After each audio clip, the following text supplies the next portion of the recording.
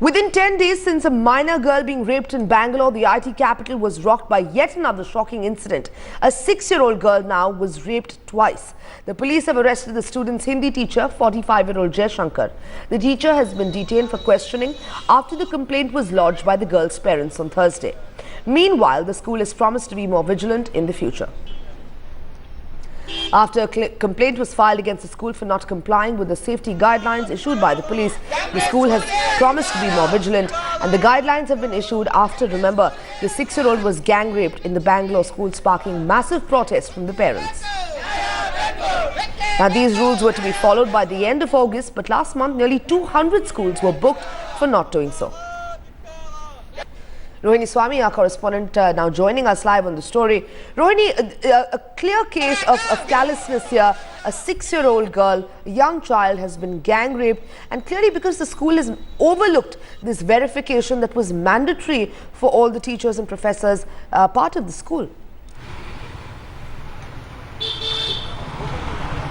Well, one thing is that there's only one person who's an accused in this case, and he's the Hindi teacher. He's been booked and he's also now in remanded to police custody. Now, the most important point is about one is the safety and security of children within the schools.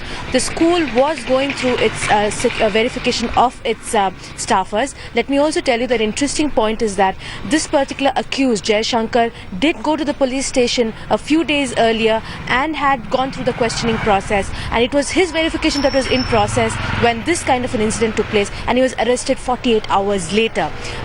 Another thing is that what the school management has been saying in their press releases is that they have been maintaining the guidelines and they have been following what directives have been given in terms of putting CCTV cameras, floor inspectors. But the point is that in spite of this has happened means there has been some kind of lacunae. Now, more importantly, now the police have said that they will crack down on this school for the simple reason they have found violations on it. The school management has come across and said that in spite of putting the guidelines in place, they will put more stringent measures and see to that they will tighten security of children within the school. But that is just after an incident of this sort happens. The point is that one needs not, or school managements do not have to actually wake up to such kind of guidelines only after an incident takes place. It has to be an ongoing process. And parents are asking why now? Right. Why should we send our children if they're not safe and secure? Why should an incident happen and then they put these kind of guidelines in place? Another point that is also being made by the police right now in terms of investigation is that they will be now scrutinizing every school across Bangalore